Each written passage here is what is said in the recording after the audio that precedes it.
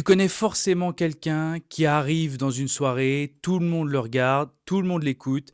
Dès qu'il fait une blague, ça marche à tous les coups. Et le plus frustrant, c'est qu'on a l'impression que c'est hyper facile, hyper naturel, voire même qu'il est né comme ça. Donc tu te dis, eh ben moi, je pourrais essayer. Et quand tu essayes, eh ben toi, ça fait un flop intersidéral. Rassure-toi, il y a des raisons à ça. Et en plus de ça, je pense que être drôle, c'est quelque chose qui est absolument pas naturel. Donc je vais t'expliquer aujourd'hui pourquoi est-ce qu'on a cette illusion que certaines personnes arrivent à faire ça de manière complètement naturelle, alors que pour toi, c'est compliqué.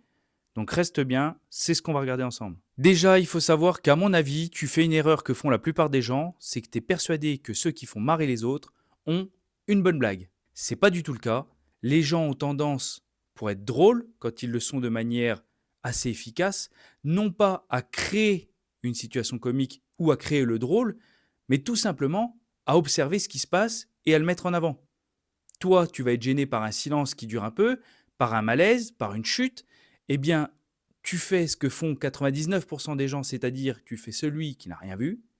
Et bien la personne qui est drôle, elle, au contraire, elle va se saisir de cet élément pour en faire des blagues.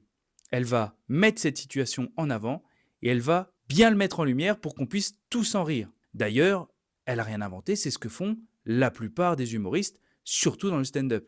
Si tu penses à la personne que tu connais et que tu estimes être la plus drôle que tu aies jamais vue, réfléchis un peu et je suis prêt à parier que c'est quelqu'un qui observe énormément.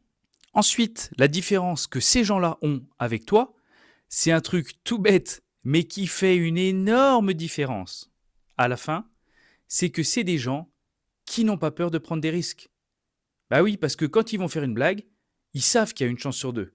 Soit elle est bonne, soit elle n'est pas bonne.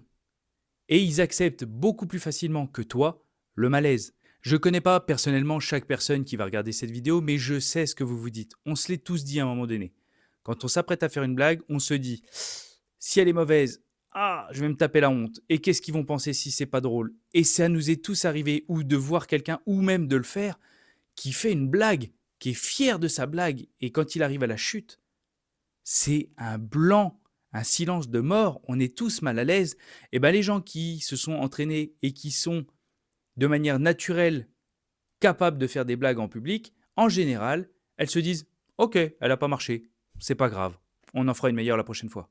D'ailleurs, il ne faut pas croire que les gens qui font des blagues et qui sont un peu charismatiques comme ça en société le sont de manière 100% naturelle. Non, depuis toujours, elles se sont entraînées. C'est ça la différence aussi avec toi, c'est que ces personnes-là, depuis toujours, essayent de faire des blagues. Et elles se sont beaucoup plantées avant d'y arriver de manière efficace, ce qui fait qu'on a l'impression que c'est naturel.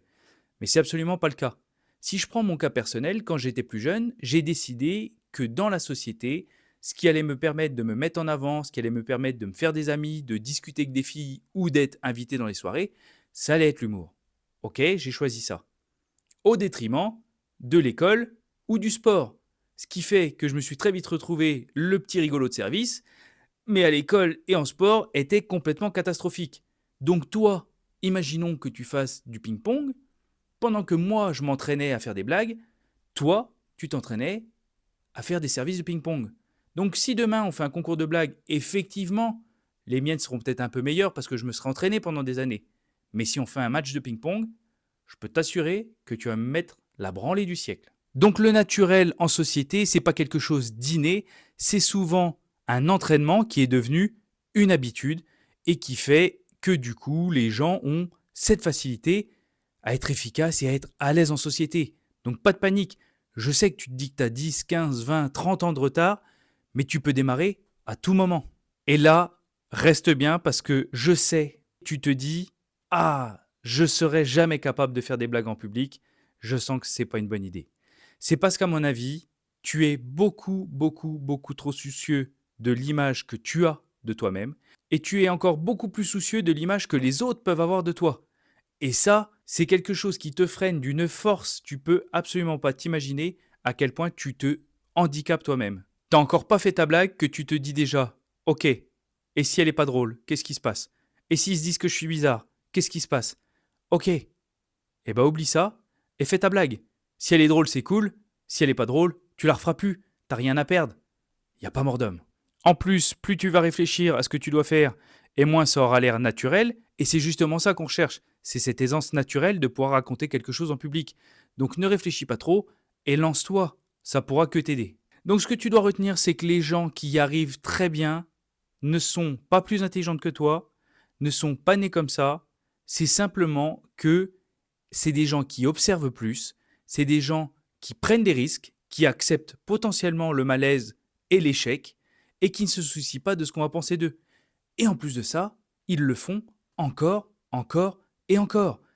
Donc si demain tu es capable de faire tout ça, je peux t'assurer que tu vas apprendre à vitesse grand V. D'ailleurs, entre nous, c'est quand même plutôt rassurant d'imaginer que les gens qui arrivent à faire ça de manière assez naturelle, c'est des gens qui s'entraînent. Pourquoi? Parce que déjà, premièrement, ça veut dire que ça marche. Et deuxièmement, ça veut dire que tu peux t'y mettre aussi et tu peux tout à fait réussir. D'ailleurs, si jamais ça t'intéresse de creuser pourquoi certaines personnes sont naturelles aussi sur scène, eh ben, j'ai fait une vidéo sur le sujet que je te mets juste ici. Mais avant de cliquer dessus très vite, n'oublie pas de nous mettre un pouce bleu, de nous mettre un commentaire, de t'abonner. Ça ferait grandir la chaîne et ça nous fera très plaisir. En tout cas, je te remercie du temps que tu as passé sur cette vidéo. C'était Jérôme Favier pour Humour Maker et je te dis à la semaine prochaine.